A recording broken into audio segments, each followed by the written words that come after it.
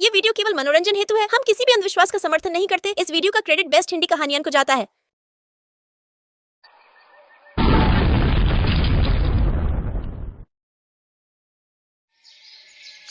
मुझे ये कैसे बर्दाश्त हो सकता है कि मेरी राजकुमारी किसी गरीब से प्रेम करे? ये अपमान है। नहीं, मैं उसे एक अमीर राजकुमार से ही ब्याहूंगा। पिताजी, आपको अपनी पुत्री की खुशियों से ज्यादा अपने राज्य की फिक्र है, अपने यश और सम्मान की फिक्र है। इसका मतलब आप एक अच्छे राजनीतिज्ञ तो बन सकते हैं, लेकिन अच्छे पिता नहीं। अपनी बेटी को खुशियाँ कैसे देनी चाहिए आपको बिल्कुल भी ज्ञात नहीं है पिताश्री। मैं बचपन से ही इस राजमहल के अंदर कैद हो गई थी। चारों तरफ अहंकार और क्रोध ही दिखाई देता था। युद्ध के अलावा आसपास मैंने कभी कुछ नहीं देखा। अर्जुन ने मुझे प्रेम दिखाया और उसकी गलती सिर्फ इतनी है कि वो एक गरीब किसान का बेटा है, इसीलिए आप मुझे उससे दूर कर देना चाहते हैं। अगर मुझे पहले पता होता कि मेरी बेटी बड़ी होकर मेरे ही खिलाफ बगावत कर देगी तो मैं बचपन में ही इसका सर कलम करवा देता। इसकी जुबान कुछ ज्यादा ही चलने लगी है। सैनिकों, इसे हमारे पुराने कक्ष में कैद कर दो और बाहर पहरा देते रहना, कहीं धोखे से भाग न जाए। जो हुकुम महाराज। दासियों, राजकुमारी अदिति को पुराने कक्ष में ले जाया जाए। राजा विक्रम सिंह राजकुमारी अदिति को महल के एक पुराने कक्ष में बंद कर देते हैं। अदिति रो रही है। उसकी आंखों में दर्द और प्यार का संघर्ष झलकता है। अर्जुन, तुम्हारी वजह से मुझे पहली बार प्रेम के बारे में पता चला। तुमने मुझे एक नई दुनिया दिखाई। मैं तुम्हारे अलावा किसी और से विवाह करने के बारे में सोच भी नहीं सकती। अगर मेरा विवाह तुमसे ना हुआ तो मैं किसी और से विवाह नहीं करूंगी। 2 साल पहले का समय, अदिति जंगल में एक गरीब किसान से मिली थी। वो उसे एक रहस्यमय जंगल में मिलने के लिए बुलाती थी। राजकुमारी, आप हमसे प्रेम करती हैं, ये तो मेरे लिए किसी ख्वाब से कम नहीं है। मैं आपका प्रेम पाने के काबिल हूँ। मैं तो यही सोचकर अपनी पूरी जिंदगी गुजार लूंगा। आप तो बड़े बड़े महलों में रहती हैं, नौकर चाकर आपके आसपास रहते हैं, पर मेरे पास तो बिल्कुल भी धन नहीं है। मैं एक गरीब किसान का बेटा हूँ। मैं आपको कुछ नहीं दे पाऊंगा राजकुमारी। तुम्हारे पास धन नहीं है, परंतु तुम्हारे पास सच्चा प्रेम है। तुमने मुझे वो खुशी दी है जो मैं महल में कभी नहीं पा सकी। मैं जानता हूँ अदिति, हमारे बीच की ये दूरी कभी खत्म नहीं होगी। मैं गरीब हूँ, परंतु तुम्हारा प्रेम मेरे लिए सबसे बड़ा धन है।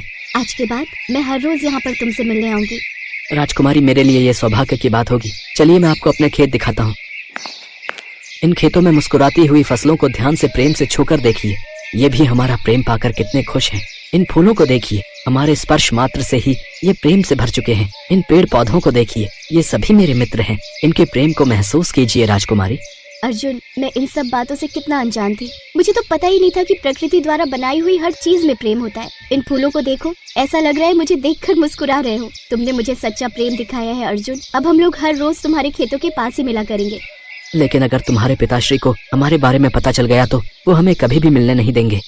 अदिति की आंखों में आंसू हैं, लेकिन अर्जुन के प्रेम के बारे में सोचकर उसके चेहरे पर एक मीठी मुस्कुराहट भी है।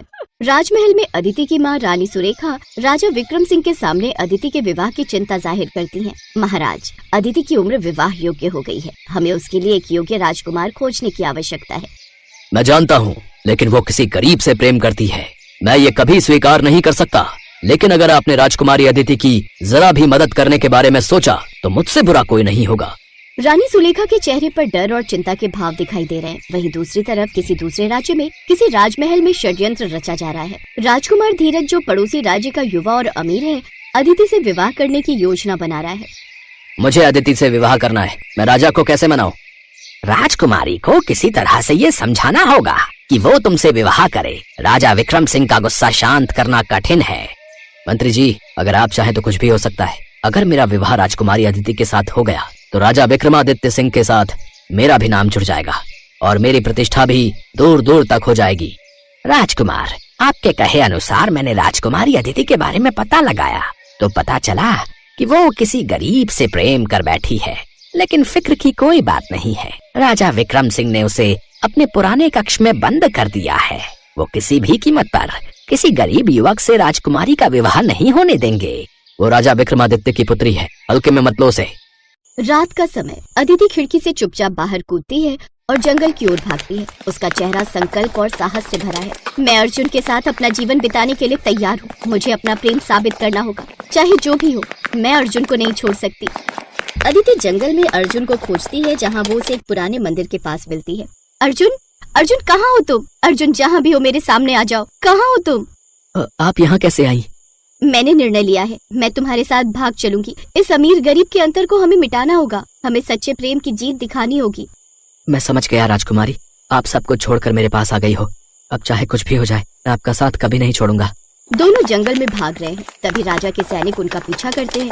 अदिति और अर्जुन छुपते हैं लेकिन वे पकड़े जाते हैं। कौन है? ये राजकुमारी का अपहरण नहीं बल्कि राजकुमारों के गौरव का अपमान है। अदिति तुम जाओ, मैं इन्हें रोकने की कोशिश करता हूँ। नहीं, हम साथ रहेंगे चाहे जो भी हो। मैंने ये निर्णय अकेले लिया है और मैं तुम्हें अकेला नहीं छोड़ सकती। सैनिक अर्जुन को पकड़कर मारने लगते हैं।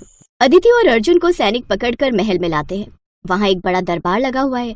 अदिति और अर्जुन को राजा के सामने प्रस्तुत किया जाता है।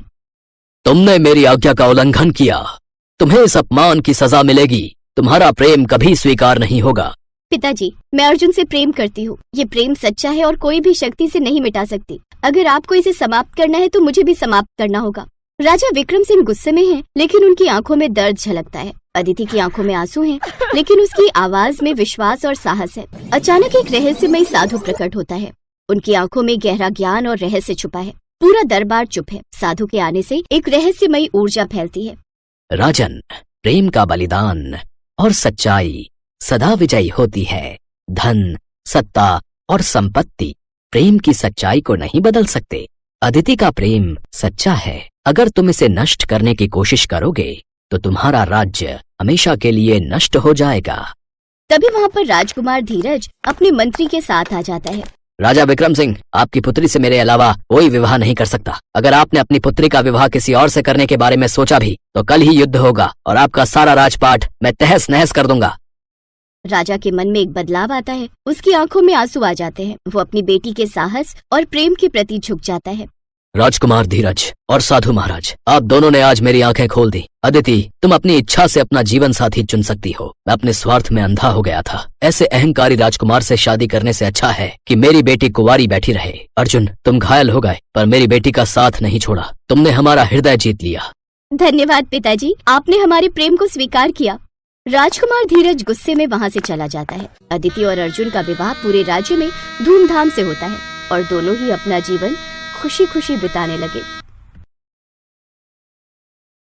बहुत समय पहले की बात है। विशाल नगर में राजा कृष्णदेव राय राज्य करते थे। उनके पास सब कुछ था, बस एक चिंता थी कि उनके घर कोई संतान नहीं थी। उनकी पत्नी सोमलता भी इस बात से बहुत दुखी थी। एक बार सोमलता अपने बाग में एक तालाब के पास टहल रही थी। वहीं एक सांप एक मेंढक को निगलने के लिए उसके पीछे पड़ा था और मेंढक टर्र टर्र की आवाज से अपने आप को बचाने की कोशिश कर रहा था। अरे, ये इतनी तेज आवाज! ये तो किसी मेंढक के शोर की आवाज है। ये सांप इसे खा जाएगा। मुझे इस मेंढक को बचाना होगा। रानी एक डंडे की सहायता से सांप को डराती है और सांप मेंढक को छोड़कर झाड़ियों में भाग जाता है। शुक्रिया रानी, आज तुमने मेरी जान बचाकर मुझ पर बहुत उपकार किया है। नहीं तो मेरी पत्नी और बच्चे मुझे वापस न लौटा देख बहुत दुखी होते। आज तुमने मेरी जान बचाई है। भगवान करे तुम्हारे मन की इच्छा जल्दी पूरी हो।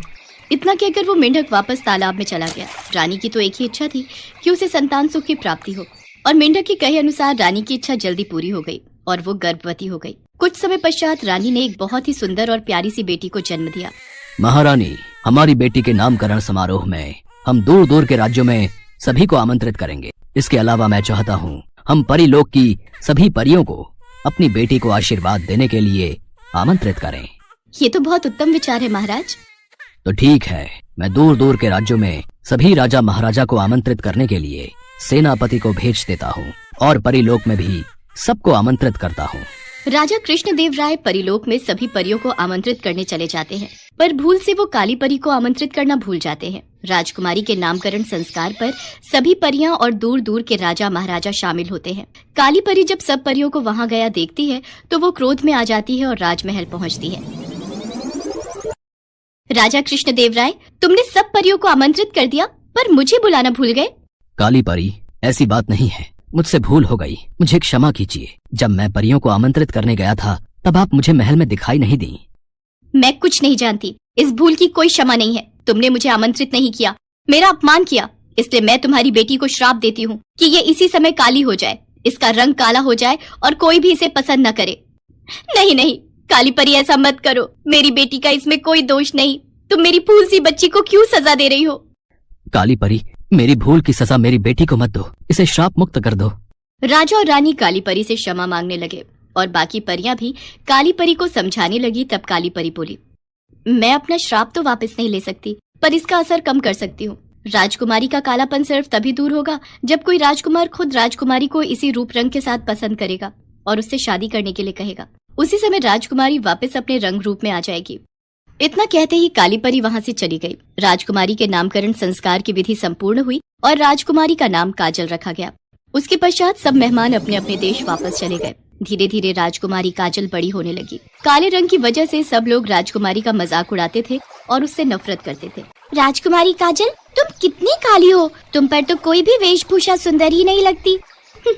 अगर ये इतने सुंदर सुंदर कपड़े और गहने हमारे पास होते ना, तो हम तुमसे ज्यादा सुंदर लगती। अरे राजकुमारी काजल को कुछ मत कहो, नहीं तो ये राजा रानी को हमारी शिकायत लगा देगी। हमारे माता पिता ने मना करा है कि हम राजकुमारी के साथ ना खेलें, नहीं तो राजा रानी हमें सजा दे देंगे। चलो चलो, हमें इसके साथ नहीं खेलना। नहीं, मैं माताश्री पिताश्री को कुछ नहीं कहूँगी। तुम सब मेरे साथ खेलो, मुझे तुम्हारे साथ खेलना है। रुको।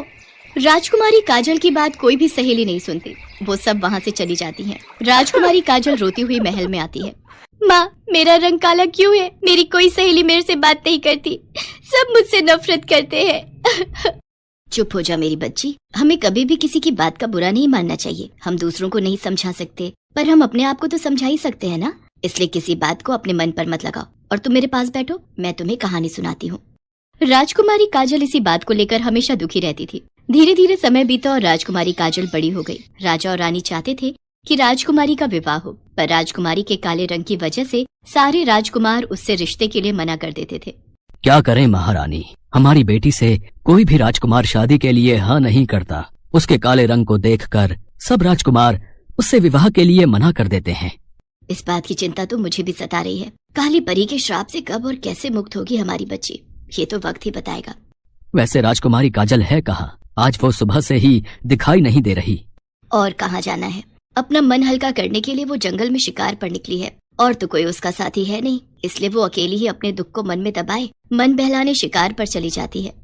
अरे राजकुमारी काजल कहाँ गई? लगता है वो किसी जानवर का पीछा करते हुए आगे चली गई है।